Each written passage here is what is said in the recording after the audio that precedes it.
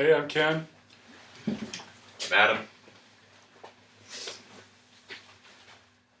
How do you feel about the way media promotes violence in a lot of our programming along with the networks? And how do you feel about the way they can glorify these people sometimes in the media? Now I want you to think back to the Fort Hood shooting. Who could name me the shooter of the Fort Hood shooting? Now, what I'd like you to picture is you sitting down to dinner with your family, or just after dinner, and put on the TV and watch a movie, something that would be appropriate for you guys. But the first thing you flip on when you see the TV is a shooting that happened at a local college where 7 people were gunned down and many others wounded. Or if you turn on a show during prime time like Sons of Anarchy, where it has a lot of violence and promotes violence as a way to get ahead in life and to promote yourself. Think about the games that your kids are playing and the roles that they're playing in those games and the way some of the violence is incorporated in that. Now media has a big part to play in this.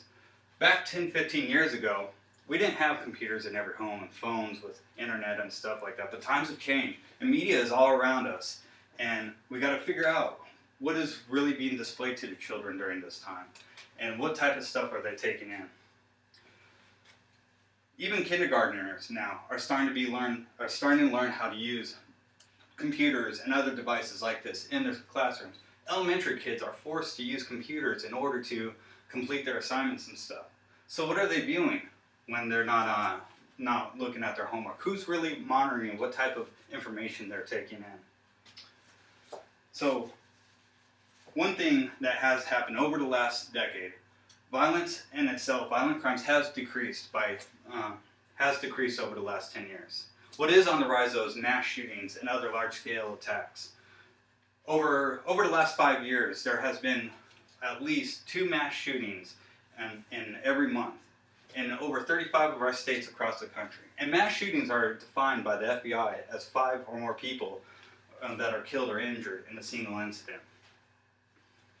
6 of the 10 games that kids play now, or adults even for that matter, contain extreme violence, or 2 more of those games contain some kind of form of mild violence in them.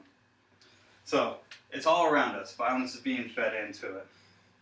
But the American Association of Child and Adolescent Psychology has done a study to show that children that view this type of thing is not the only factor. Viewing this stuff is not the only factor that children give in order that's going to say, hey, they're going to commit this crime.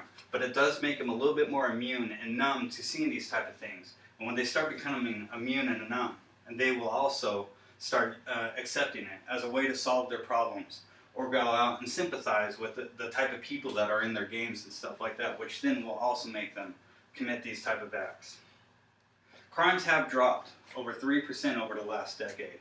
But like I said, the amount of mass shootings that have gone up in these other type of violent acts. What would you rather when you sit down with your family and be able to eat dinner? You want a show that's a little bit more educational, inspires imagination, give you a sense of adventure. You want your kids that play these video games learn something good out of them instead of robbing and killing people. And what kind of games when they're on the playground do you want them to be playing? You know, do you picture them playing the good games that are going to end up inspiring them, or do you want games that emulate these bad actions? There's a couple things that we could do in order to help start preventing this stuff. One of these things is stop supporting the networks and the other type of media that feed us this type of violent scenery. An organization called Parents TV did a survey that shows over the last 10 years, violence in media has grown a lot. In primetime TV alone, violence has gone up over 45%. And this is during the time when all your family is watching. In late night programming, 167% violence scenes are now viewed during this. So we need to stop supporting these networks that show all this. Rating levels that are associated with these TV programmings need to be followed in games.